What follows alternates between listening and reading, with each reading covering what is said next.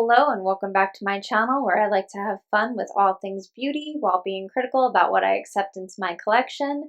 Today I'm going over all of the eyeshadow palettes that I bought this summer and I'm going to rank them.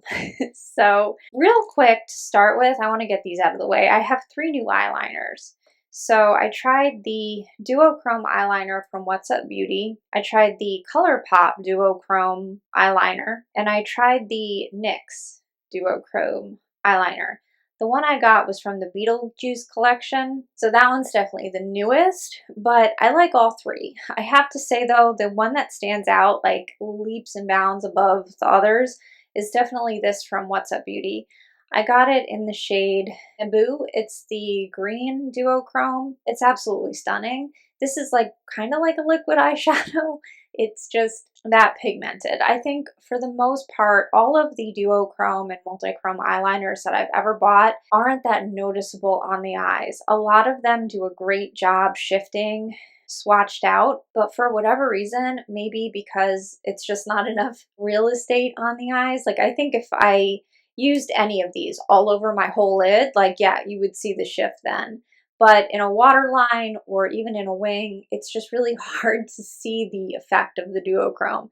I think the one that does the best job is definitely this one. Obviously, the difference being it's a liquid and not a stick. So, you know, that can be a lot more difficult to work with. And I can't put this in my lower waterline or anything like that. So it is limited, but it is definitely my favorite in terms of color. My second favorite is I'm probably going to go with the NYX. I think it is very similar to the ColourPop, and actually I like the formula of the ColourPop better because it is creamier, so it's like easier to apply on sensitive skin. But these that I've tried so far all have a deeper base to them, and I just don't love that. So it comes down to color. I do like the color of the next one better and does last longer. I don't know that that really matters unless you have very watery eyes. If you have watery eyes, I say NYX all the way because this was so hard. When I did the swatches, I had to scratch this off my hand with my nails to get it to come off. So it definitely has a good amount of longevity. The ColourPop lasted a good long time too. It was just not quite as tenacious. So at the end of the day, the eyeliner that I use the most is still my plain black on the top for my false lashes, and I use a nude in my waterline. And I almost never use these, but I was curious. So that's how I feel about those three formulas. All right, so my very favorite palette that I picked up this summer / the first 2 weeks of fall was real easy to pull out because this is the Danessa Myricks Lightwork 6, the Freedom palette. I just love this. I'm so happy to have it. You know, I don't feel like this is necessarily so unique in terms of the actual colors of the shadows, but the whole package design and just everything about the layout of it, I really love. And it's the palette that sparks the most joy. I mean, that sounds super cheesy, but it really is. It's one of my favorite palettes in my whole collection, and I am so happy to have it. I have a video dedicated just to this palette, and I am getting ready to do another one where I do up close hand swatches because it is so expensive. I know people really want to get a good look at the palette before they buy it. If you have any amount of indie shadows, duochromes, multichromes, that kind of thing, you probably have these shades. Like, I'm not gonna lie and say they're revolutionary, but for some people, it's still worth it. So I'm going to do my best and show the colors. I also just purchased two palettes from Juvia's Place that have some similar duochromes and multichromes. So I'm going to do a comparison because obviously there's a huge price difference there. So that is coming next week. And I would say for me at least, this is the new mothership. Makeup brings me joy for a few different reasons. It's not 100% because things are so unique in terms of color, and that was always true when I would get a new mothership. So this has replaced that, and if anything, this is more unique. So I'm really happy to have it. I'm kind of sad that it doesn't seem that we're getting a mothership this year. Real quick, the Pat McGrath Holiday stuff, this might be the first year that I skipped the whole thing. I was an absolute Pat McGrath stan. I bought everything that they came out with, and they're still one of my absolute favorite brands. I mean, that brand will always mean a lot to me because I genuinely love their products, but things have changed so much. So many things have gone downhill, and I can't justify. I mean, maybe like literally the green and gold duo from that collection, but seriously, that is it.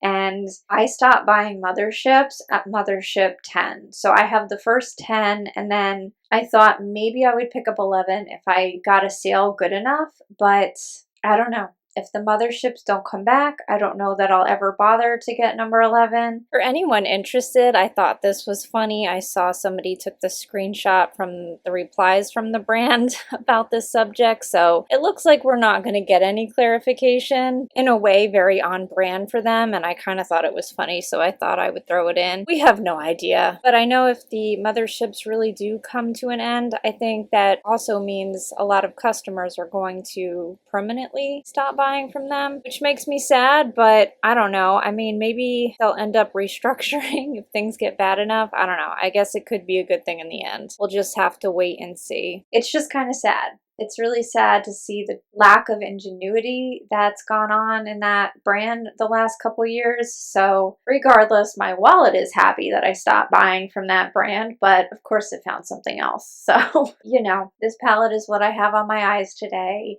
I definitely like some of the colors more than others.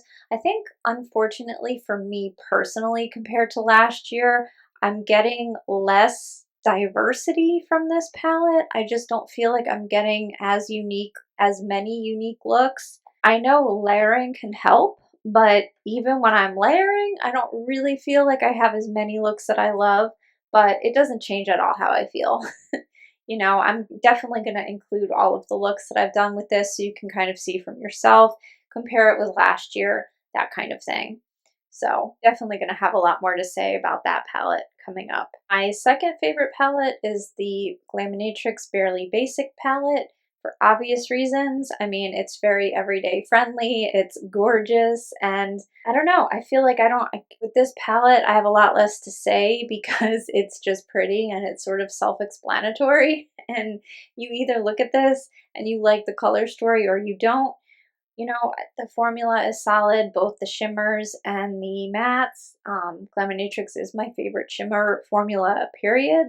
So this is a very everyday friendly palette, everyday glam that I will be reaching for a ton, and I already have, and it's probably one of the best investment pieces. It's still not my favorite Glaminatrix palette. My favorite Glaminatrix palette is Rich Romantic, but I think this one's a lot more versatile. So for me, this is another one that's going to go in my top of all time eventually. Number 3 is going to be my Nomad New Zealand palette. This is, in my opinion, by far Nomad's best formula. I like Nomad shadows. I don't love them though. What sort of changed everything for me was the Keys palette. When this came out, I really liked the formula, and it made me a lot more open to trying some of the newer palettes from the brand. I had wanted the New Zealand palette for a long time, but because of the duochromes, it cost more money, so I was putting it on hold and I didn't trust the formula. So that Keys palette is what really kind of pushed me into purchasing this, and I'm so happy that I did. The formula is just stunning. The mattes are great. They're so easy to work with, so blendable. There's no noticeable fallout, and the shimmer formula is stunning. It's impactful, it's stunning. It doesn't do any of the gummy stuff that some of their other palettes have done. You know, I have the Ireland palette and the Ghost Town palette.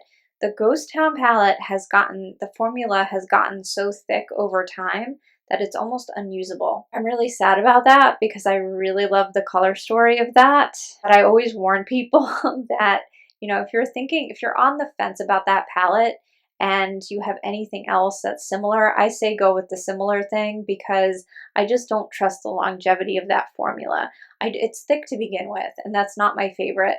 A thicker shimmer, for me anyway, it's not just about the creasing, it's about the fact that it's not as shimmery. When a formula is thicker, I don't know how to explain it, but it's like, it's not able to reflect as strongly for me in my personal experience. So that was why I was sort of on the fence. If somebody is genuinely asking me if I purchase only one palette from Nomad, what do you suggest? This one all the way. Color story wise, I will admit, this is not my favorite color story, but this is my favorite formula. And because of that, I recommend this all day long. Number 4 is the Haunted palette from Gourmande Girls. This completely blew my mind. I love this so much. I was able to get this for like $20 on sale. If it's still available, I will put that on the screen right now because I don't know why it's this cheap. It makes no sense to me. The color story is absolutely fabulous. And the formula is incredible. The mattes, easy to work with, blendable. The shimmers, great consistency, super impactful, no fallout. I mean, it's flawless. This palette is incredible. You know, full price, I would hesitate because I have a lot of these colors in other palettes, but on sale, I wouldn't hesitate. I would absolutely recommend because even if some of the colors I have dupes of, this might be a better formula than the dupes that I have. Number 5 is the Glaminatrix Nocturnal palette. This is only number 5 because, frankly, the color story is not one that I'm going to reach for every day. That being said, it is super unique, and because of that, it has value to me. You know, at this point in my collection, having a unique color stands out in my mind, so I have a unique color and a formula that I love, so I do need to play with this more. I will say I got a lot of these palettes around the same time. I feel like all 11 of these came in short order, so, you know, unlike the Keys palette where I got to play with it every single day for like 2 weeks because it was the only palette that I got, everything else felt like it came all at once. So I absolutely need to use this palette a lot more, but because I'm so familiar with that formula, I feel very comfortable putting it where it is in the ranking. Number 6 is going to be the Machina palette. This was another one that was completely unexpected from Blend Bunny. I had never tried anything from Blend Bunny, and I got this because it was literally $15 with shipping. So I think before shipping, the palette was like $12 or something absolutely insane for a 21 pan eyeshadow palette. I have no idea how that was possible. But, you know on paper, this is not an attractive color story. When I saw all these shades together in this palette, like probably everybody else, I didn't want it. But seeing it in person, I realized that if you sort of separate it out, and unfortunately, these are not removable pans, so you can't rearrange it. But I feel like if you mentally try to rearrange it and sort of, I don't know, not put some of the shades side by side, it's instantly more attractive. And if you can look past what it looks like in the pan altogether, the shadows themselves are actually really stunning. And when I swatched these and I saw the shade Cyborg, I didn't even realize. I swatched them like any other shadow, and then when I went to take the photo with the light hitting it, it looked like my arm was glowing. It was absolutely insane. That shade alone is worth $15. So, even though the other shimmers don't really hold a candle to that one, they're all really beautiful. And this is a great palette. This is a palette that I'm going to reach for when I want a really pretty look. And I got to try the Blend Bunny formula, so this was a solid purchase for me. I don't know if this is still available. I would be surprised if it is, but if you're looking at anything from Blend Bunny, I highly recommend the formula. Number 7 is going to be my Keys Beachy and Peachy palette. This is my second favorite Nomad formula. And I say that because I think compared to some of the other palettes I have from Nomad, the shimmer formula is thin. That's a key for me. It's thinner and it's a lot more sparkly as a result. It doesn't crease or get gummy or disgusting. And I've had this for several months. I bought this like the day it launched, and I've had it for a minute now and nothing has changed so far. So I really hope that stays. If something changes, I will definitely come back and report that, but as of now, the formula has totally stayed intact, so really, really happy with this palette. I definitely didn't think that this was a color story that I was going to use ever, but then when I put it on my eyes, I was floored by how much I actually liked it. One of the things that I do really like about Nomad is they get me to think outside the box in terms of color stories. The next palette is another example of that, but I think the number of looks that I got from this that I absolutely loved, I don't know, this might be up there in terms of most versatile palettes of all time for me. I'd say most palettes I have, I get 3 or 4 looks max that I want to keep doing. Like, I don't mean if I was forced to come up with different colors that I could just put random things together. I mean in terms of looks that are pretty enough that I want to keep doing just because I like them, not to be creative. And I found it more looks that I felt that way about from this palette than most of my other palettes, I feel like. So this was a home run for me. I really, really loved this. A much newer palette that got me to think outside the box is this number 8. So this is the most recent release from Nomad. I know they have another release coming up soon in a couple weeks, but this was their fall palette. You know, at first glance, the color story seemed a little odd to me, but I sort of trusted Nomad at this point that even if the looks weren't jumping out of the palette, like from just staring at it, they were colors that were going to work well together. And so far I have found that absolutely yes. I've made some mistakes. I put some things together that didn't end up working out, but I've had a lot more successes than failures. This is another one that I need to use a lot more, but just from the few times that I've used it, I really love it. The formula is great. It is possibly slightly thicker than the Keys palette, but maybe not. Yeah, I don't know. I'm sort of on the fence. I'm not sure if it's quite as thin as the Keys palette, but if it's not, it's very, very close. And that formula has been great. So far this formula has been great as well. Really happy with that. And that brings us to number 9. So this is the Nomad Haunted Europe palette. Part of me got this just because it's the last time they're releasing this palette, and I don't know, I love Halloween. I'm a Halloween girl. I'm like a sucker for that. Like, I always love to be like, oh, you can't get me with an IP collab, but you can get me with a spooky collab, okay? Because I am an absolute sucker for anything haunted. So I know for a fact that that's part of why I just wanted this. The formula is okay. I mean, the shimmers are not that great. I feel like the shimmers are really not impactful enough for me to want to keep reaching for this. I think I'm going to do a few more looks, and then this is probably going to be a palette that winds up getting neglected. I hate to say that, but I'll try to compare this red to the red in the newer palette so you can kind of see the difference in impact. And that just means I'm going to reach for that one every time, and I'm just not going to end up reaching for this. I don't care though. I'm not mad I have it. I love the cover art. It's silly, I know, but I feel the same way about Ghost Town. Like, even though I feel like I don't know if I can ever use that palette again because the formula got so weird, I'm still happy I have it. So I don't know what that says about me, but at least I'm aware. Like, I'm aware of why I like some of the things that I like, and sometimes it's for no good reason. Okay, and finally, we are on the last 2. So number 10 is the Nomad Monteverde palette.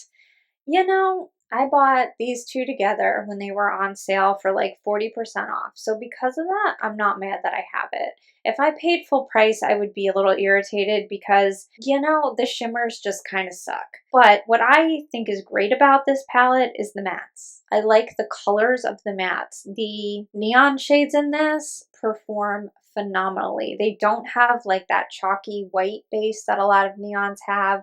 They're super pigmented.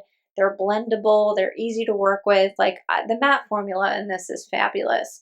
The shimmers are just lame, you know, but I can definitely grab a shimmer from one of the 87 other palettes that I have, or the 8 million singles that I have, and fix that problem.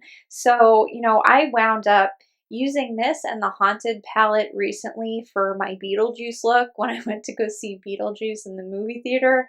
And I used this, I used the purple a little bit on my eyes, and then I used the purple and the green for my lip look, and the colors are beautiful. I'm really happy that I have this because I don't have any other neons, not good ones anyway. So, you know, that's why it's not the worst. Unfortunately, that title goes to this one, the Nomad Safari palette. The color story is stunning. A lot of people compare it to the Natasha Denona Yucca palette. The problem is the formula. I think once again, the mattes are fine. You know, they're not the easiest thing in the world to blend, but they're not awful. It's just the shimmers. They're a little bit hard pressed and they're not really that shimmery. So, uh, you know, after doing initial first impressions with this, I probably will not be reaching for this palette going forward. I just have a ton of neutrals that work better. So I'm not going to reach for it. You know, I still think they put a lot of thought into this. The embossings are adorable. You know, whatever. I paid maybe a little bit more than I think it was worth, but not by much. You know, none of these 11 palettes were duds. Like total duds, none of them. These last, or I guess especially this last one, probably reach for it maybe twice more ever in its career. Using it 5 or 6 times, you know, that's not really worth it. But honestly, if I'm really honest, I've definitely bought palettes that I've used even less times than that. So, you know, yeah, I should return things more, but I don't do that. Especially with indie brands. I've never returned anything from an indie brand. So, you know, it is what it is. But I'm not mad about any of these. So I did unfortunately forget one palette, hopefully not more than one, but at least one, and that was the One Size and Wicked collab. I got this at Sephora when it was 50% off, and I guess for 50% off, it's fine, it's usable, but it's not great. I feel like I'm not sure I'll ever reach for this again. Maybe when I go see Wicked in the theater, I'll be motivated then. But day to day, these shadows are just, I mean, they're not unusable, but I have better versions of every single color. And for that reason, I just don't really see myself using this. I had sort of thought that the blush formula was going to be the thing that saved this for me, but even that was just okay in my opinion.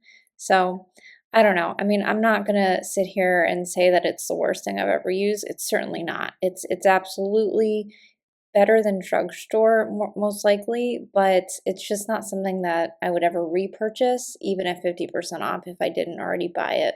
I tried to do a decent job explaining why I felt the way I did in case you might feel differently. Everybody prioritizes different things when we look at makeup. You know, I definitely think there's a difference between eyeshadow and other makeup, like complexion, my skin type, my skin tone, like all of those things really play a big part in how I feel about the product. With eyeshadow, I think a lot of it comes just down to formula and color, and that's a lot more universal.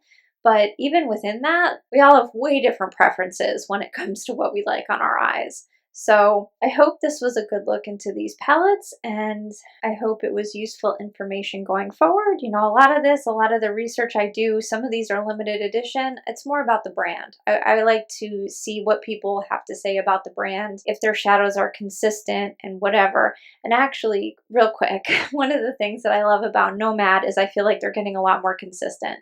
So I think their color stories are really fun, so I'm really happy that their formula seems to be improving as well. All right, I think that's it. I hope everybody's having a beautiful week, and I'll talk to you soon. Bye-bye.